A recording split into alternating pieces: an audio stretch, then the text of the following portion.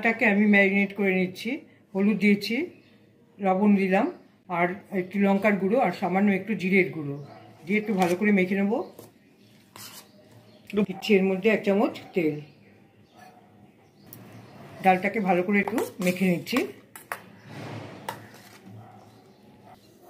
1 চামচ তেল দিলাম এর মধ্যে। গরম হয়ে গেলে দিচ্ছি একটু 5 ফোড়ন, একটু জিরা, 2টো লবঙ্গ, 1টা তেজপাতা আর 1টা শুকনো লঙ্কা।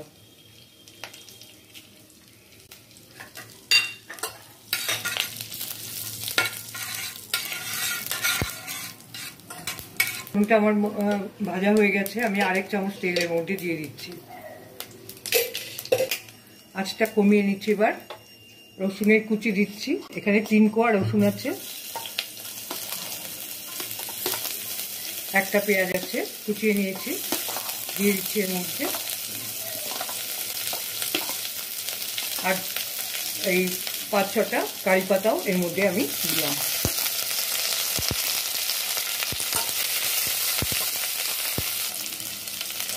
এর মধ্যে দিচ্ছি আমি একটা মাঝারি সাইজের গাজর গ্রেট করে।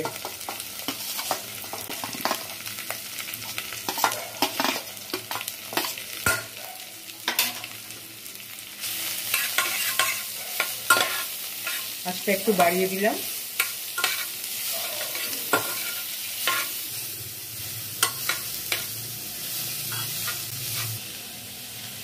এর মধ্যে আমি এবার বাদবাকি মশলাগুলো দিয়ে দিচ্ছি।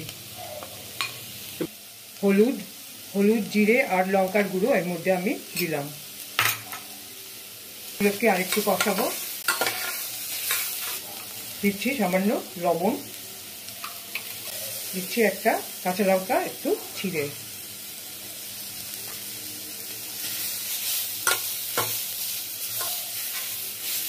একটু লো আছে আমি রেখে দিলাম।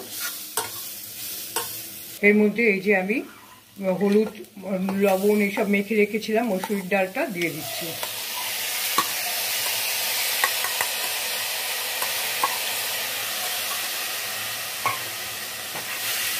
ভালো করে এবার ভাজতে হবে।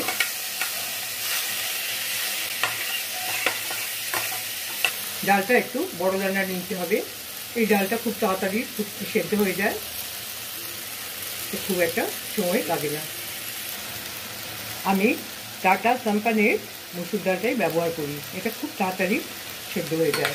এখানে নেড়ে দিলাম, সামান্য একটু জল দিয়ে দিচ্ছি।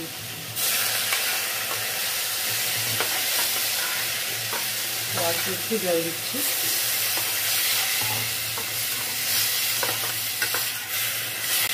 পাঁচ মিনিটের জন্য ঢেকে দিচ্ছি, আঁচটা একদম কমিয়ে দিয়ে।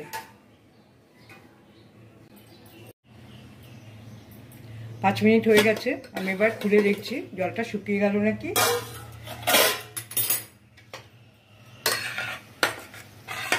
অলমোস্ট শুকিয়ে এসছে।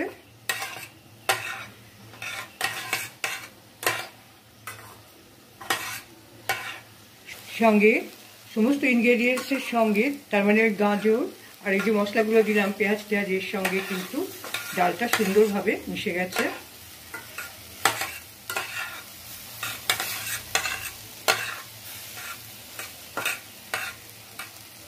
আবারও 2 মিনিটের জন্য আমি একটু ঢেকে দিচ্ছি।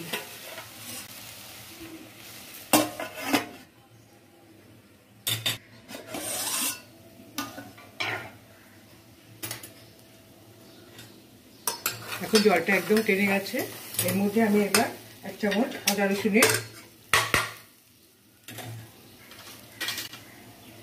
রসুনের পেস্ট 1 চামচ দিয়ে দিলাম।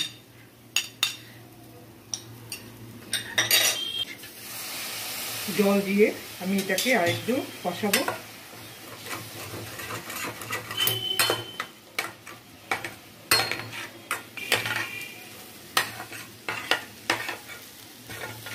এটা কষানো হয়ে গেছে। আমি এবার এখানে এই ডালটা যে রেখেছিলাম সেই জলটা দিয়ে দিচ্ছি।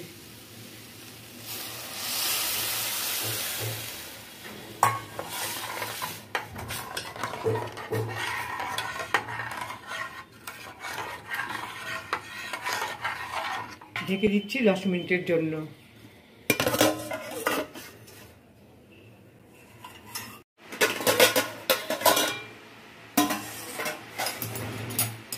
দেখো ডালটা কি সুন্দর সেদ্ধ হয়ে গেছে, খুব তাড়াতাড়ি এটা হয়ে যায়। এবারে আমি একটা জাস্ট সব দিয়ে নেবো এর মধ্যে। আমি নিয়েছি একটা শুকনো লঙ্কা চিড়ে, একটু কালো জিরা, সামান্য কালো জিরা আর একটু পাঁচফোড়ন। এবার এর মধ্যে একটু তেল দিচ্ছি আমি।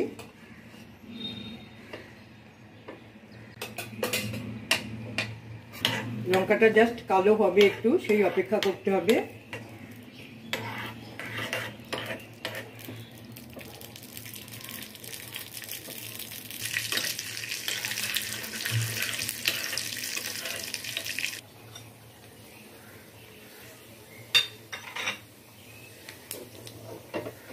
ফোড়নটাও ভাজা প্রায় হয়ে গেছে। এর মধ্যে আমি আরেক চামচ আদা রসুন বাটা দিয়ে দিলাম।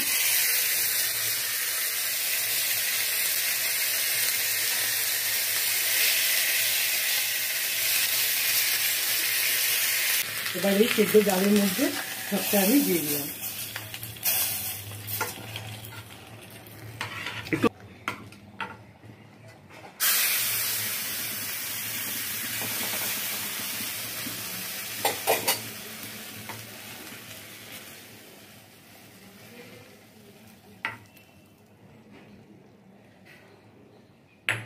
এর লবণটা জাস্ট একটু টেস্ট করে নেবে, একটু লবণ এর মধ্যে দিচ্ছি।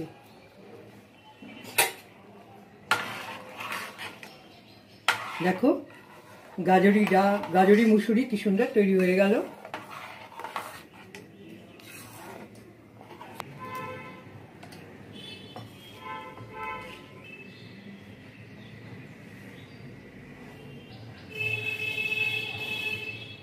ডালটা কিন্তু ভীষণ সুস্বাদু, রুটি ভাত যে কোনো কিছুর সঙ্গে তোমরা এটা খেতে পারবে।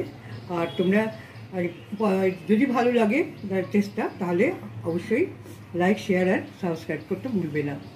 ভালো থেকো।